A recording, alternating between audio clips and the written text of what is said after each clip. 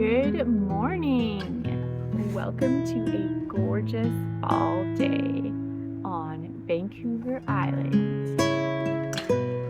Today is November the 11th, and we're going to take a look at all the exciting things going on in the backyard garden.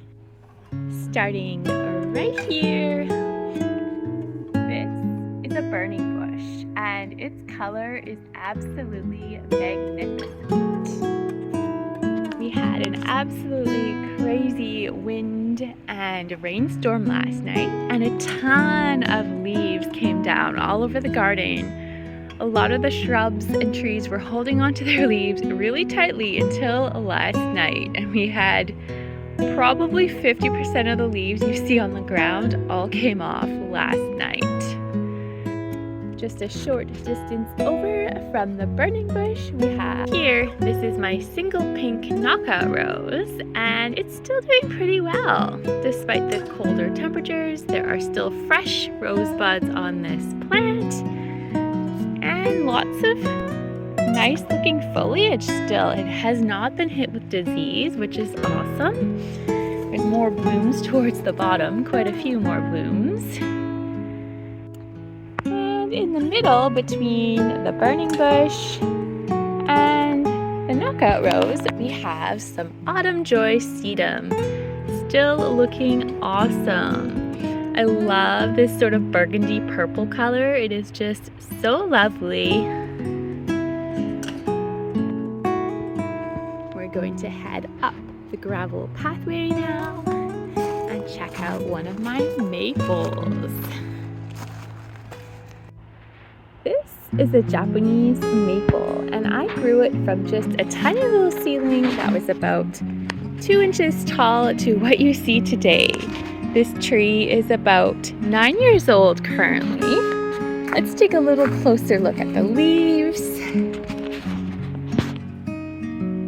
can see they have little water drops on them. So beautiful. When I first started this garden, didn't have a lot of money to spend on gardening, and I really loved Japanese maples. So I was at a local park and saw all of these seedlings sprouting in the spring around the Japanese maple trees, and I knew the gardeners would just pull them out as weeds. So I took a few home with me, and this is one that I have. 9 years later, this is what it looks like. So if you can't afford these beautiful trees, which can be very pricey, check out a local park or neighborhood by the roadside in the springtime. You're bound to see some Japanese maple seedlings. Take them home, transplant them in some good soil or bark mulch. They love bark mulch, and a few years later, as long as you give them adequate moisture, particularly in the summertime, you may have a tree like this. They do grow slowly, but if you're patient, you don't have to spend a lot of money to have a beautiful Japanese maple. Coming up the gravel pathway, we have these absolutely vibrant, almost neon colored barberry bushes. This is definitely the peak of their color. This is such a vibrant display of color. Let's look at some single leaves here. It's like neon shades of hot pink, kind of a burgundy red, super gold. Like that is an absolutely stunning shade of gold, all mixed together on this plant to create an absolutely almost glowing effect on this shrub. So beautiful. In between the two barberry bushes, we have a blueberry bush. It also has pretty awesome color here. Shades of burgundy, red, almost a pinkish fuchsia color, all on the same plant. And even a little bit of purple thrown in. So lovely. We're going to journey a little bit further into the backyard. In case you're new here, this is a two-tiered backyard. what you're seeing right now, this is the upper tier, and where we started was the lower tier. I'll give you a quick little bird's eye view. So you can see we are higher up than where we started. This is my garden supervisor doing his morning supervisory duties. So the lower tier is down below. There's a bit of a slope, and we are in the upper tier right now. And what you see over here, this is a 5 variety apple tree. Starting to get nice golden colored leaves with little speckles in it. Very beautiful. And the tree you may have seen earlier over here is also a 5 variety apple tree. Right here. Now let's take a closer look at the vegetable garden. Back in this direction here, this is the vegetable garden. This was expanded this year in 2023 to be quite a bit bigger. And this is what it looks like now. Not a ton going on, but we do have a little bit of stuff happening in the November vegetable garden. We're gonna start right here. These are my little baby lettuce seedlings that I started say early October from seed. They were transplanted to have a little more room to grow, and they're growing, but so slowly. We've had freezing temperatures on and off. The weather has really fluctuated this fall, but they're alive, so that is awesome. My goal is to keep them alive all winter if possible. And I've been using this cloth. This is some form of gardening cloth. I can't even remember what they called it. It might have been a shade cloth. It might have been something else. But I kind of use it as a blanket during freezing temperatures. I cover my seedlings here with this blanket-like substance. And so far it has worked. We've had -2, -3 a few times this fall, and nothing has died. Coming this way in the vegetable garden, I did put my supervisor protection back up. If you saw my growing a giant pumpkin videos over the summer, you know what this is about. This here, these are baby kale plants. I have hundreds of these, but these are the ones I took the time to actually transplant. I have bigger kale plants too, but supervisor loves to munch on kale. He is an elderly dog, and the older he gets, it seems like the more vegan he is becoming. So this is my little kale patch protected from him because he loves to munch on baby greens. Coming outside of my supervisor protection, we have more kale plants. These ones haven't been transplanted yet. I might get to doing that soon. Time will tell. Into the vegetable garden, we have some pak choi seedlings. I have really struggled with growing pak choi and bok choy over the last couple years. Haven't done very well in my garden. The seedlings are very small and being eaten by something. I may try to transplant them, but they do seem a little small for moving around, so I'm not sure yet. But they did sprout. And right beside my restricted access kale plants, I have some Japanese mustard greens. They did sprout, but once again, these are such tiny little seedlings, I'm hesitant to transplant them. But I might. I haven't decided because in the current state, I don't think they're going to do super well when they're all together and not spaced out, but totally decided what I'm going to do with this yet. We are now in the renovated portion of my vegetable garden. Here we have more kale plants. We have kale coming out of our yang in this garden. Just hanging out by the compost bin. Lots and lots of kale plants. Coming further over, I just spotted a bunch of debris I need to deal with. The neighbors had professional landscapers in their yard, and it looks like some of their clippings came in, but that is fine. I will probably bury them. That's what I've done with most of my yard waste. And here, these are some of the garlics I planted in a recent video, and it looks like I have a sprout, but something went wrong with this sprout. It doesn't look super good. Not sure what's happening, but that's okay. I have about 70 to 80 garlic bulbs planted, so if one has not done well, that's totally fine. Coming a little further over in the vegetable garden, this is my Chicago Hardy fig. I did a taste testing video earlier in the season. Its leaves are all gone for the fall winter season. Here you can see remnants of what I've been up to lately. I have so much yard waste buried. Some of it is on the surface, but most of it is in the ground. I usually finish off putting my garden to bed late November going into December, depending on the weather here. There are still more leaves to collect than I really want to think about. So the last stage of my garden preparation is just a nice layer of either mulched leaves or unmulched leaves on top of the garden, but I'm not there yet. I'm still digging lots of trenches. So we gotta get a little deeper into November, December before I finish the garden preparation. Coming further over into the garden, I spy more plant life. Here, all of these are onions, and these were bulbs that didn't do super well in the summertime growing season. They didn't grow very well. A lot of my onions did, but these were kind of the leftovers that I dug out when I cleaned up the garden. I basically just replanted them, and they're doing super well now in the cooler temperatures. So that is awesome. You can see some purple kale thrown into the mix here. I think I have about 3 of those plants that Supervisor does enjoy munching on. These are all of my ginormous raspberry bushes you may have seen earlier in the season, cut right down almost to the ground.